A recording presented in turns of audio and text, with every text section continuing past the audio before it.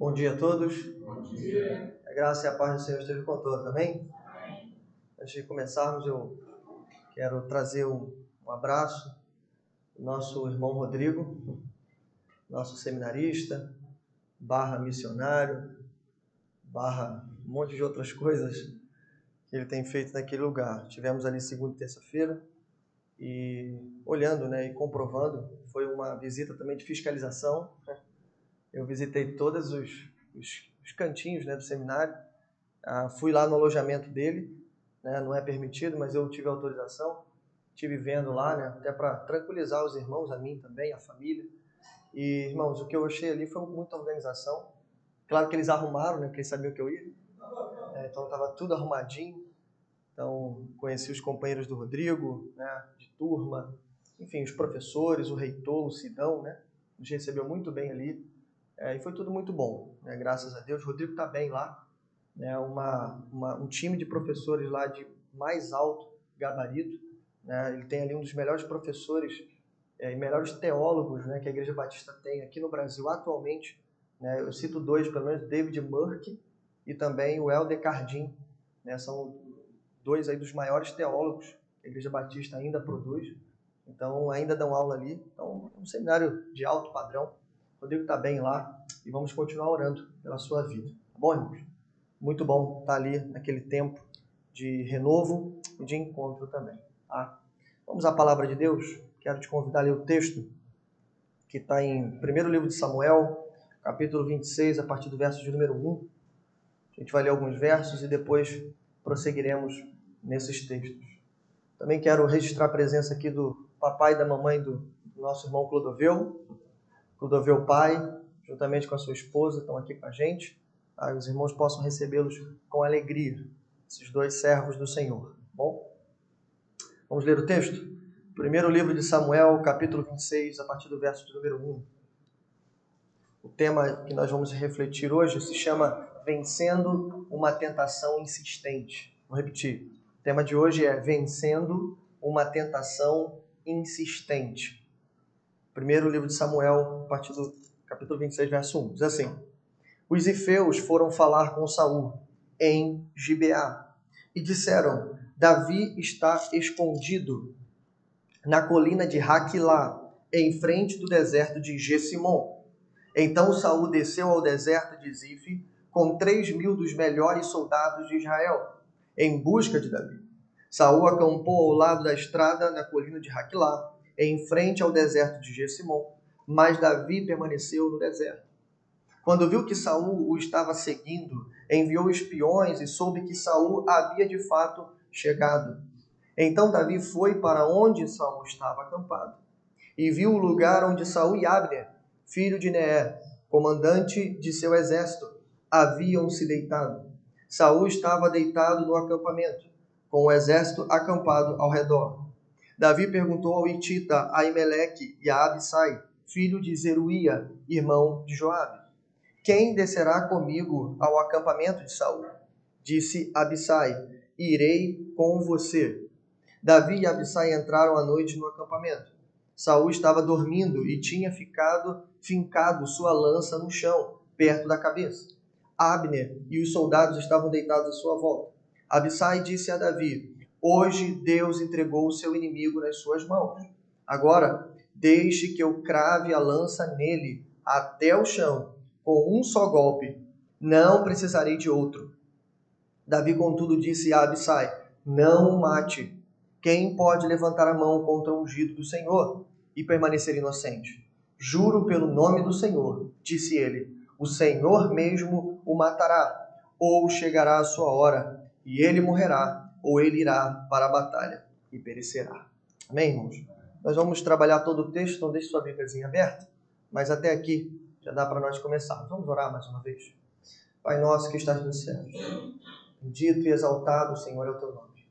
Obrigado, Senhor, por essa manhã de domingo, como foi dito, um feriado nacional, em que o teu povo se reúne, Senhor, nesse lugar, o lugar que o Senhor consagrou, para que pudéssemos nos reunir como igreja, de maneira presencial, louvar e adorar o teu nome, com uma qualidade, Senhor, tão maravilhosa que o Senhor nos concede.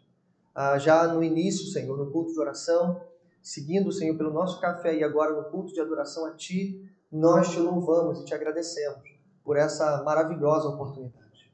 A nossa oração é que o Senhor permaneça conosco ao longo de todo esse dia e agora, no momento da palavra, que o Senhor ministre aos nossos corações. Precisamos, Senhor, ouvir a Tua voz, precisamos ser encontrados, alimentados, edificados, para que o Teu povo se alegre, mas acima de tudo, o Teu nome seja glorificado. Glorifica o Teu nome, Senhor, mais uma vez, nesse lugar, através do Teu servo, em nome de Jesus. Amém e amém. Graças a Deus. Bom, irmãos, esse é o nosso texto. O tema é esse, vencendo uma tentação insistente. E há 2 sermões atrás, a gente trouxe o tema chamado Vencendo as Tentações do Deserto, ali quando pregamos o capítulo 24 de 1 Samuel. Inclusive, aí já vai uma informação bem importante. Se você ler o capítulo 24 de Samuel e depois você ler o capítulo 26, que foi esse que a gente leu agora, você vai achar que você está lendo o mesmo texto, só que com algumas pequenas diferenças. E é isso mesmo que está acontecendo. Né? São 2 eventos distintos, mas muito parecidos, muito semelhantes. Né? Nos 2 eventos, Davi está sendo perseguido por Saul. Saul coloca uma superioridade acima de Davi, mas Davi tem a oportunidade de capturar e até matar Saul. Mas ele resolve poupar a vida, porque não é dele a responsabilidade de matar o ungido do Senhor. Então, sim, são 2 textos muito parecidos. No capítulo 24 eu preguei esse sermão, Vencendo as Tentações do Deserto, e ali a gente fez uma rica comparação entre Davi e Jesus. Né? Ambos foram testados no deserto, ambos, inclusive, sofreram 3 tipos de tentações diferentes, e ambos foram vitoriosos nas tentações no deserto, e saíram do deserto a fim de cumprir o seu ministério. Então, as comparações ali foram muitas, inclusive, a tentação principal de Jesus se assemelha à tentação principal de Davi. A tentação principal de Jesus é aquela, né, que o diabo, né, coloca Jesus no alto de um templo, no pináculo do templo, e diz, olha, tudo isso eu te darei, se prostrado me adorares. Em outras palavras, né, eu tenho um trono para você, só que um trono sem cruz, se você aceitar. Né? Essa foi a principal tentação de Jesus e que também foi a principal tentação de Davi, porque se Davi tivesse matado Saul naquele momento, né, ele com certeza chegaria ao trono muito mais rápido do que ele chegou. E, obviamente, sem muito sofrimento. Mas tanto Davi quanto Jesus venceram a tentação, né? E nós falamos disso naquela ocasião. Mas o que ficou faltando falar, né, e a gente deixou para esse momento, é justamente o que diz o nosso tema, vencendo uma tentação insistente. Embora ambos tenham vencido as suas tentações no deserto, a informação que faltou dizer é essa, que essas tentações, embora vencidas lá atrás, elas não desistiram ainda. Elas continuaram tentando, ou seja, de alguma maneira, de alguma forma, perseguindo tanto Jesus quanto Davi até o fim de suas vidas, ou melhor, até a ascensão do trono. Então, o que nós temos diante de nós no capítulo 26 é muito mais do que uma mera repetição. Eu disse, embora são textos semelhantes, são eventos distintos. Só que nos 2 eventos, a tentação principal se repete. Por quê? Porque algumas tentações não nos deixarão em paz. Porque algumas tentações irão nos perseguir de perto. E nós vamos ter que lutar contra elas, aprender a lutar contra elas diariamente, às vezes. É exatamente o que vai acontecer nesse texto. Falar de Davi é fácil, mas de Jesus sempre é um pouquinho complicado, porque a gente tem a exata noção, de que Jesus era filho de Deus e de que ele era Deus, verdadeiramente Deus. Mas às vezes a gente se esquece que ele também era verdadeiramente homem. E como homem, ele em tudo foi tentado, como diz Hebreus capítulo 4, verso 15. Mais ainda, o próprio Senhor Jesus, na sua tentação em Lucas 4:13, Lucas traz uma informação que os outros evangelistas não trazem. Olha o que diz. Tendo terminado todas essas tentações, do que, irmãos? Do deserto. A ideia que a gente tem é que quando Jesus sai do deserto, ele não é tentado mais, não é isso? Não. Isso aí, né, não é verdade. Olha o que diz o final do verso 13. O diabo o deixou até ocasião oportuna. Algumas versões vão dizer que ele o deixou para depois continuar tentando. Então, Jesus foi tentado em tudo. Lucas 22, 28, já quase no final da sua caminhada, veja o que diz.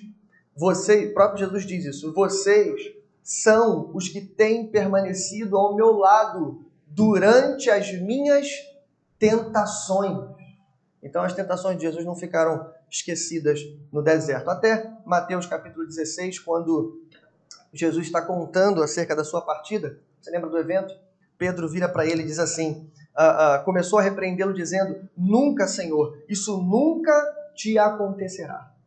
Pedro, com a melhor das intenções, provavelmente, disse, não, Senhor, cruz, nada disso, sofrimento, nada disso, vida dolorosa, nada. Isso nada mais é, irmãos, do que uma outra tentação, ao passo que Jesus repreende, dizendo, para trás de mim, Satanás, você é uma pedra de tropeço, não pensa nas coisas de Deus, mas nas dos homens. Então, acho que está provado que tanto Davi como Jesus sofreram tentações insistentes ao longo de toda a sua vida. Então, nosso trabalho hoje, irmãos, em rápidas palavras, é aprender como podemos vencer, como podemos lutar, né? Identificar e lutar contra essas tentações insistentes. A nossa exposição hoje vai ser um pouquinho diferente, dado a semelhança com o capítulo 24. Então eu vou fazer um jogo aqui, olhando cada verso rapidamente, fazendo um joguinho de semelhanças e diferenças. Tá? Eu encontrei 11 semelhanças e encontrei 7 diferenças. Então à medida em que eu for lendo, você acompanha na sua Bíblia, e aí nós vamos fazer essa rápida exposição para então aplicar aqui 3 passos simples que vão te ajudar a vencer as tentações insistentes, tá bom? A primeira semelhança está no verso de número 1, onde fala que os zifeus foram falar com Saul em Gibeá e disseram que Davi estava escondido na colina de Haquilá. Então a primeira semelhança é essa, Davi é traído pelo seu próprio povo mais uma vez. A segunda semelhança, verso de número 2, quando diz que Saul desceu ao deserto com 3.000 dos seus melhores soldados. Aí vem a primeira diferença. Verso 5, parte A. Vamos ler junto? Verso 5, diz assim. Então Davi foi para onde Saul estava acampado e viu o lugar onde Saul e Abner, filho de Neer, comandante de seu exército, haviam se deitado. Saul estava deitado no acampamento com o exército acampado ao redor. Aqui já começam as diferenças. Vejam, irmãos, que diferença do 26 para o 24. No 24, você lembra muito bem, embora Davi estivesse fortemente acompanhado de 3.000 seus melhores soldados, quando Davi entra na caverna, eu expliquei isso para os irmãos, a gente não sabe o motivo, mas ele vai lá fazer as suas necessidades, ele vai sem a sua guarda pessoal. Ele vai sozinho. E aí ele não sabia que no fundo da caverna Davi estava escondido com alguns dos seus melhores soldados. Então, 2 diferenças aqui bem rápidas. Primeiro, quando no 24, Saul entra na caverna desacompanhado do seu exército, ou seja, sozinho. E a gente não sabe muito bem por que ele faz isso. Segunda diferença é que no 24, Saul vai até o lugar onde Davi está. Já no 26, não. Davi fica sabendo onde Saul está acampado e Davi vai até Saul no lugar onde ele está. A terceira diferença, a terceira diferença é que na caverna Saul estava vulnerável, não é isso? É importante enfatizar isso. Saul estava sozinho, mas aqui não. Se você observou bem o verso 5, depois o verso 6, está escrito literalmente ali, tá? Que o exército estava acampado ao seu redor. Se você for para o verso de número 7, lá no finalzinho está escrito, Abner e os soldados estavam deitados à sua volta. Não sei se você já viu o desenho animado, né, quando, enfim, um personagem do desenho vai fazer alguma brincadeira com o outro e está todo mundo deitado em volta, ele vai assim na pontinha dos pés. Foi mais ou menos isso que aconteceu. Na caverna, Saul estava totalmente vulnerável. Aqui não. Aqui, Saul está cercado pelo seu exército e, detalhe, eles estão dormindo, comandante e alguns soldados, junto com Saul. Saul não está sozinho. O perigo aumenta. Mas voltando para as semelhanças, verso de número 8, temos a terceira semelhança. Assim como no 24, os soldados de Davi, aqui representados por Abissai, né, um nomezinho que você precisa guardar, porque no livro de 2 Samuel ele vai dar um trabalho para Davi, então é bom você guardar esses nomes, tá bom? Mas aqui nesse momento é um homem corajoso, que fala, não, Davi, eu vou com você. Mas aí até aqui no verso 8, ele dá praticamente o mesmo conselho que os soldados de Davi deram na caverna. Então é uma semelhança aqui, é algo muito parecido. Olha, Davi, realmente, Deus está entregando esse sujeito aí nas suas mãos. Olha, e se você quiser, deixa comigo. A lança já está ali, eu atravesso ele com um só golpe. É isso que Abissai diz, mas assim como no capítulo 24, verso 9, Davi se recusa a matar o ungido do Senhor. Assim como ele falou lá, ele fala aqui, olha, não sou eu que irei matar o ungido do Senhor. Aí vem uma diferença, irmão, sutil. Você precisa prestar atenção. Verso 10, talvez seja o verso principal desse texto. Foi o verso que eu parei. Davi entrega Saul ao juízo inexorável de Deus. Aqui é uma diferença essencial para você entender os dois textos. Por quê? No primeiro texto, a gente vai ver isso mais além, Davi está com um tom de filho. Né? Ele está com um tom, e eu falei isso lá no 24, ele não quer massacrar Saul, ele não quer humilhar Saul, pelo contrário, ele quer resgatar Saul. Ele tenta ainda, até o último momento, ganhar o coração de Saul. Mas no capítulo 26 não é isso que acontece. Davi vai para lá, para mais uma vez mostrar a Saul e ao exército de que ele é inocente e de que o culpado aqui é Saul. Mas dessa vez, veja, algumas diferenças são importantes. Davi não chama Saul de pai, e uma diferença importante é o verso 10. Porque Davi promete que o Senhor fará justiça e mais, que essa justiça virá em forma de juízo, e juízo para Saul de alguma maneira. Veja o que ele diz no verso 10. Juro pelo nome do Senhor, eu não vou matá-lo, mas veja, o Senhor mesmo o matará. Ou chegará a hora, ou a sua hora, e ele morrerá. Ou ele irá para a batalha e perecerá. O que Davi está dizendo aqui é, de uma forma ou de outra, Saul vai morrer. Então, eu não preciso adiantar e tomar a frente do trabalho de Deus. E aí, seguindo versos 11 e 12, vai acompanhando. Mais uma semelhança. Davi pega algo de Saul. No 24, ele arrancou um pedaço da veste. E agora, no 26, ele pega a lança e o jarro de água. Aqui os comentaristas acreditam, embora não dá para a gente enfeitar muito, né, o texto, mas acredita-se que Davi pega a lança e a água, porque são elementos tanto de provisão quanto de proteção. Faz sentido, eu acho que faz muito sentido. Davi pega para mostrar, olha só, eu peguei a sua provisão e a sua proteção, para mostrar que Deus estava com ele e não com Saul, tá bom? Verso 13, Davi grita de longe, mais uma semelhança, isso também acontece no 24. Aí vem a diferença, né? Versos 14 e depois o 15. 14, Davi gritou para Abner e não para Saul. Diferente do 24. 24, Saul está sozinho. Por isso Davi grita para Saul. Aqui acredita-se que, como eu disse, Saul está cercado do exército. Então uma coisa que Davi sabe é reconhecer o seu lugar. O rei, o ungido ainda é Saul. Por mais que ele discorde, por mais que ele ache que Saul está sem o auxílio de Deus aqui, Davi grita para o comandante do exército, mas não para Saul, provavelmente para não envergonhá-lo na frente dos seus subordinados. Verso 15 e 16, mais uma diferença. Davi acusa Abner e o seu exército de serem merecedores da morte por não protegerem o seu rei. Lembra? Davi entrou no acampamento, cercado de soldados, todo mundo dormindo. Davi pegou a lança e o jarro e os caras continuaram dormindo. Quando Davi sai, acorda todo mundo lá com um grito, e aí Davi fala, olha, vocês que estão aí que merecem morrer, eu não. Por quê? Porque vocês não conseguiram proteger o rei. Se fosse qualquer outra pessoa, o rei estaria morto e a culpa seria de vocês. A última diferença, a sétima e última diferença, está no verso de número 17. Verso 17, verso 21 e verso 25. Eu disse já, aqui é Saul que chama Davi de meu filho. Por 3 vezes, nesses 3 versos, é Saul que chama Davi de meu filho. Em nenhum momento, Davi chama Saul de meu pai. Aí vamos ver aqui ainda 5 semelhanças rápidas para a gente terminar o entendimento desse texto. Verso 18, de novo, Davi questiona a sua culpa. Assim como ele fez no 24, Davi pergunta, Saul, eu sou culpado de quê? Me ajuda, rei. Eu não sei qual foi a minha culpa. Se eu tiver alguma culpa, que o Senhor me julgue. Mas eu não tenho culpa. No verso de número 20, mais uma vez, Davi se compara a uma pulga. Ele diz assim, quem é o Senhor, meu rei, para sair atrás de uma pulga como eu? Pulga porque é um dos menores animais que eles conheciam, para mostrar a insignificância dele em relação ao rei.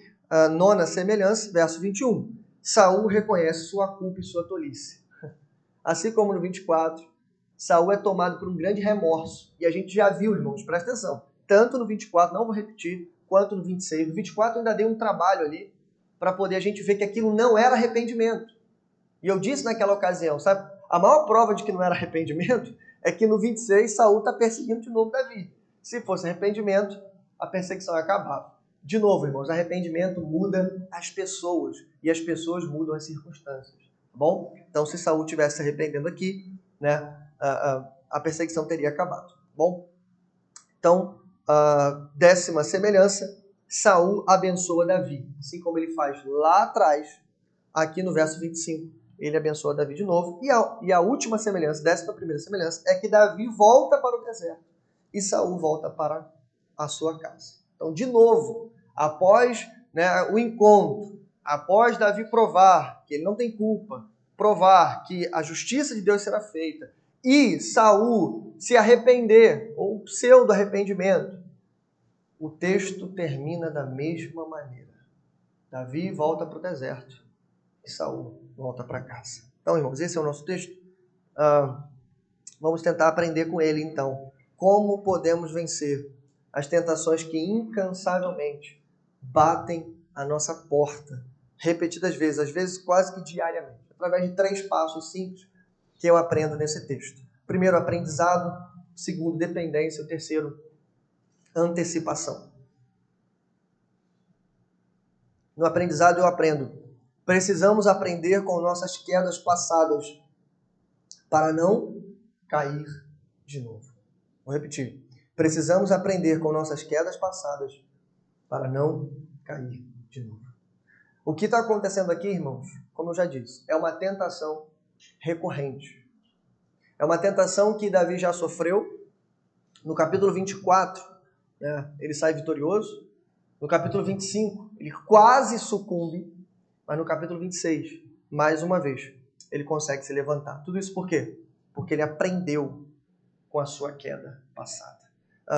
Vamos ver de novo? No capítulo 24, na caverna, quem parou Davi foi o seu coração. Lembra? Na hora que ele arrancou um pedacinho da veste, o coração de Davi foi ferido. No capítulo 25, nas terras de Nabal, como foi pregado muito bem aqui, quem parou Davi foi Abigail. Né? Davi iria se vingar contra Nabal. Pastor, mas se ele mata Nabal, ele não chega no trono. Sim, não chega no trono. Mas as suas mãos estariam manchadas de sangue. E matar Nabal aqui seria um golpe estratégico para Davi imenso. Porque Davi, além de ganhar terras, além de ganhar suprimentos, Davi ganharia o respeito de boa parte daquelas pessoas. Então, um rei humano aqui pensaria, o único jeito de chegar no trono é derramando sangue. Davi deveria ter feito isso, mas ele não fez. Por quê? Ele foi parado por Abigail. Então, no 24, ele é parado pelo seu coração. No 25, ele é parado por Abigail. E a ligação do 24 e do 25 é o verso número 31 do capítulo 25. Veja o que Abigail diz para ele, né, quando ela está ali suplicando a Davi. Olha o que ela diz. Meu Senhor não terá no coração o peso de ter derramado sangue desnecessariamente, nem de ter feito justiça com suas próprias mãos. Então aqui ela apela mais uma vez para o coração de Davi. E aí, irmãos, o que acontece ali? Davi ouve o conselho daquela mulher. Davi ele interrompe aquilo que ele iria fazer, o mal que ele iria fazer. E Davi então entende mais uma vez, ou melhor, ele lembra, a justiça pertence ao Senhor. É por isso que no capítulo 26, ele vai até Saul. Mais do que isso. Ele não vai mais querendo matar ou em dúvida do que ele ia fazer. Ele já vai sabendo o que vai fazer. É tanto que quando Abissai fala para ele, vamos matar Saul, ele responde no verso 10, eu não preciso fazer isso, porque o Senhor mesmo o matará. Em outras palavras, sabe o que Davi está falando aqui? Assim como Deus acabou de matar Nabal, ele vai matar Saul. É isso que ele está dizendo. Davi aprendeu que a vingança e o justo juízo pertence a Deus. Ou seja, ele aprendeu com as quedas passadas. Irmãos, há uma coisa que você precisa entender, é que a nossa maior tentação, ela vai explorar a nossa maior fraqueza. Por isso que o primeiro passo para a gente vencer a tentação insistente é aprender, é identificar. Em primeiro lugar, a gente precisa encontrar um padrão nas nossas quedas, nas nossas tentações. Porque eu temo, irmãos, que algumas dessas tentações, elas são recorrentes. Talvez um momento de ira, talvez um momento de cobiça, talvez um desejo de poder, de fama, não sei. Não sei qual tipo, qual área você tem sido tentado, mas você precisa olhar para a sua vida e perceber que o jeito que você caiu essa semana é o mesmo jeito que você caiu semana passada. E se você retroceder na sua memória, você vai ver, uau, esse mês eu já caí umas 3, 4 vezes na mesma situação. Isso é o quê? Um pecado insistente. E de novo, o pecado insistente, ele vai explorar a sua fraqueza. E quando a gente fala de tentação, irmãos, a gente não está falando de coisas abstratas, está falando de coisas reais. Quando eu falo de a tentação vai explorar, inclua aí o tentador. Porque tentação não dá em árvore, tentação dá em pessoas. E tentação não aparece do nada, a tentação ela começa a partir da cobiça que está no seu coração, mas ela é instigada por um sujeitinho chamado diabo, inimigo das nossas almas. E se tem uma coisa que esse camarada é estrategista. Ele conhece você, não como seu Deus, mas ele conhece as suas fraquezas, pelo menos. Ou melhor, ele conhece algumas das suas fraquezas, ou as piores delas. Então, essa tentação ela só é recorrente porque ele sabe que ali está a sua fraqueza, é o seu ponto fraco, é o seu calcanhar de Aquiles. Então ele vai atingir, ele vai lançar a flecha justamente nesse ponto frágil. Ninguém conhece, mas ele sabe. Por isso, irmãos, Davi está sendo tentado a todo momento. Ei, vá para o trono sem a cruz. Você não precisa desse deserto. Você não precisa correr de Saul para um lado e para o outro. 10 anos é muito tempo. Se você matar ele agora, acaba-se tudo. Mas Davi entendeu, por meio do seu sofrimento, por meio de sua quase queda no 25, ele entendeu que demore o tempo que demorar, a justiça e a vingança pertencem ao Senhor. Então aprenda com suas quedas passadas para você não cair de novo. Segunda lição que temos aqui é a dependência. Precisamos reconhecer que Deus está por trás do nosso sucesso. Vou repetir, precisamos reconhecer que Deus está por trás do nosso sucesso. Irmãos, há uma coisa muito valiosa nesse texto, o que não acontece muito nos textos 24 e 25, mas no 26, como é o fechamento desse grupo de tentações no deserto, há algo valioso, porque Davi, ele reconhece a cada passo, cada momento, que é o Senhor que está dirigindo todas as coisas. Isso é notável. Me acompanhe rapidinho, verso 10. De novo, o Senhor mesmo o matará. Davi está dizendo, é o Senhor e não eu que fará justiça. Verso 12, ele diz, o narrador, estavam todos dormindo, pois um sono pesado vindo do Senhor havia caído sobre eles. Eles estavam dormindo porque comeram a feijoada? Não. Soldado não come muito, soldado não dorme muito, soldado faz quarto de hora, né, de sentinela. Soldado, irmão, está preparado para a guerra, muito mais no seu acampamento. Soldado não dorme do jeito que eles estavam dormindo. Lembra que eu brinquei aqui do desenho animado? Eles foram na pontinha do pé. Aqui não se trata de habilidade de Davi e Abissai. Habilidade de como que um ninja chegar ali de surpresa. Não! Aqui se trata da mão do Senhor operando de forma milagrosa. O narrador é explícito quando diz um sono pesado vindo do Senhor havia caído sobre eles.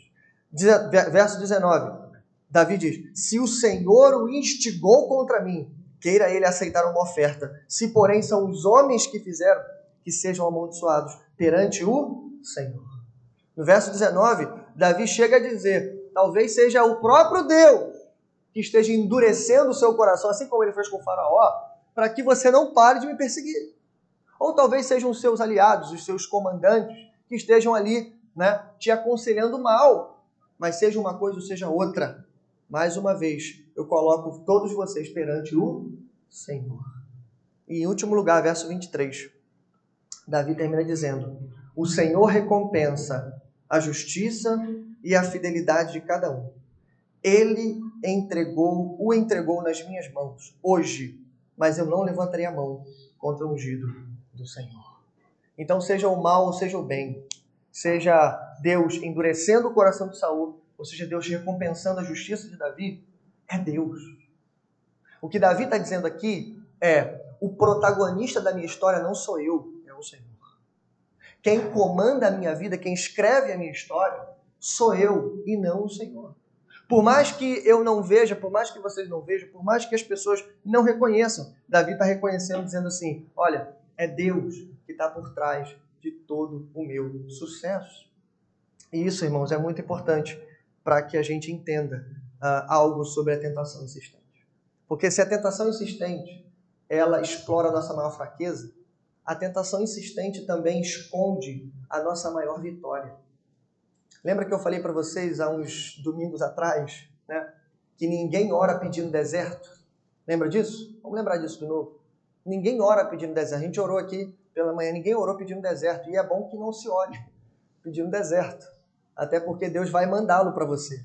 Mas Ele vai mandar antes dele te enviar a vitória e a bênção que Ele acha que você precisa.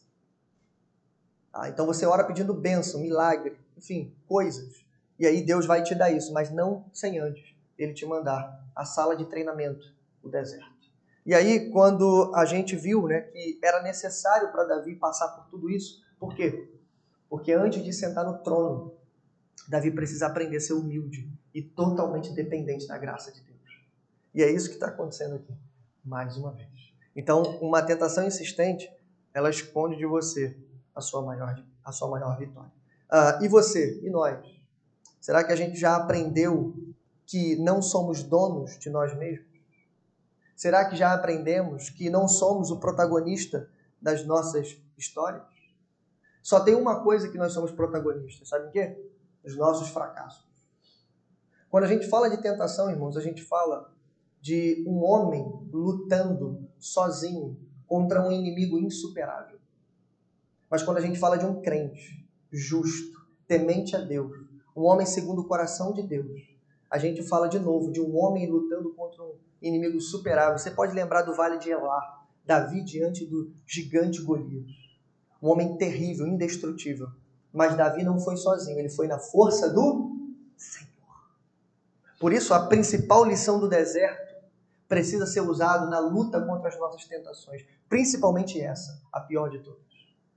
Que é o quê? Dependemos do Senhor para viver. Dependemos do Senhor para lutar contra essa tentação. Davi não vai sozinho para o acampamento de Saul. É Deus que faz os soldados dormirem. É Deus que dá a vitória. Amém? Terceiro e último lugar, a terceira lição que aprendemos é essa.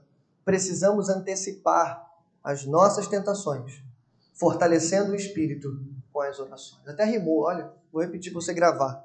Precisamos antecipar as tentações, fortalecendo o espírito com as orações. Irmãos, aqui vem o melhor e o maior conselho de todos. Pastor, como é que se vence uma tentação insistente? Como é que se faz isso? Não sem orarmos incessantemente ao nosso Senhor. Primeiro vamos a Jesus, depois a Davi. Foi assim que Jesus ensinou os seus discípulos. Lembra? Oração modelo, Mateus capítulo 6, a partir do verso 33. Ele diz já no final da sua oração, dizendo assim: não nos deixes cair em tentação, mas livrai-nos do...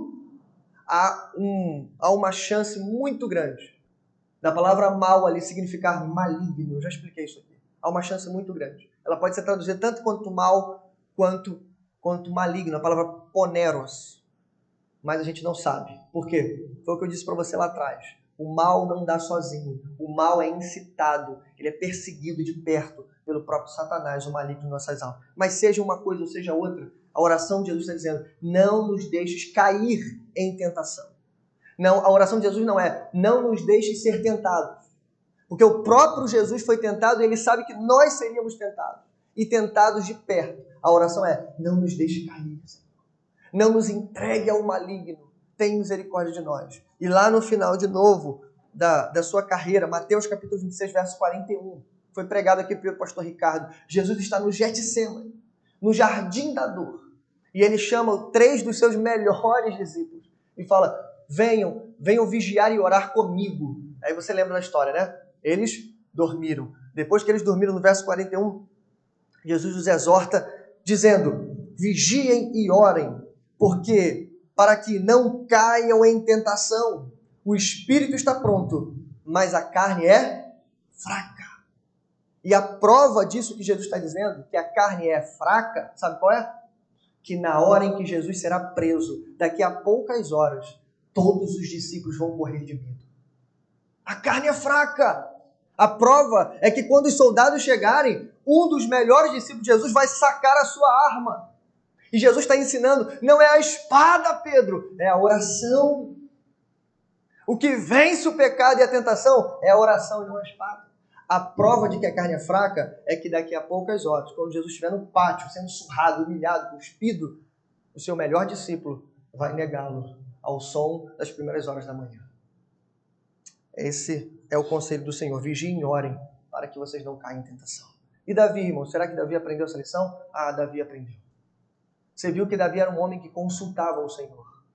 Diversas vezes, diversas maneiras, ele era um homem de oração. E no Salmo de número 141, a gente tem um achado aqui.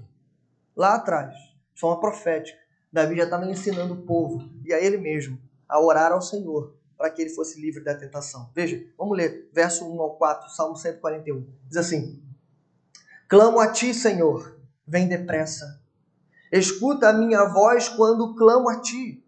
Seja a minha oração como um incenso diante de ti, e o levantar das minhas mãos como a oferta da tarde. Coloca, Senhor, um guarda à minha boca. Vigia a porta dos meus lábios. Não permitas que o meu coração se volte para o mal, nem que eu me envolva em práticas perversas com malfeitores, que eu nunca participe dos seus banquetes. Aqui está, irmão. Se você continuar lendo o Salmo 141, é uma oração para que o Senhor o livre da tentação, do pecado e do mal.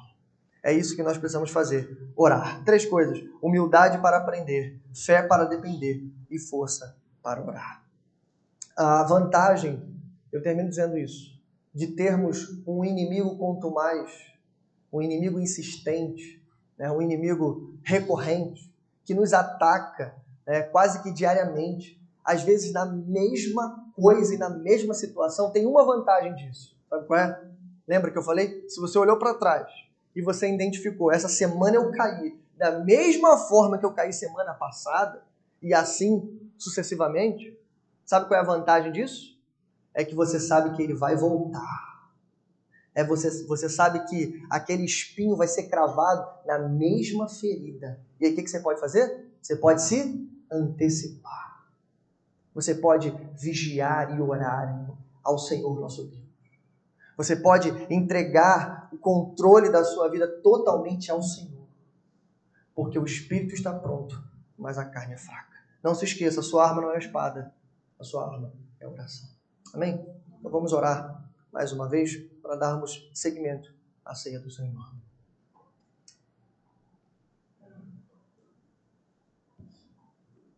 Oremos.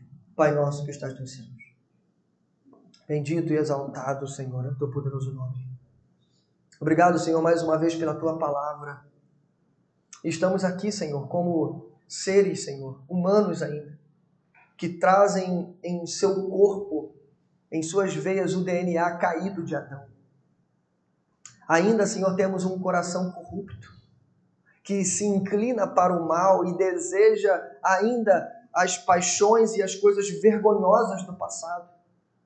E de forma insistente, o tentador e a tentação têm batido na nossa porta, de forma recorrente, batendo na mesma tecla, às vezes diariamente, ou às vezes semanalmente, mas tem voltado e voltado constantemente à porta dos nossos corações.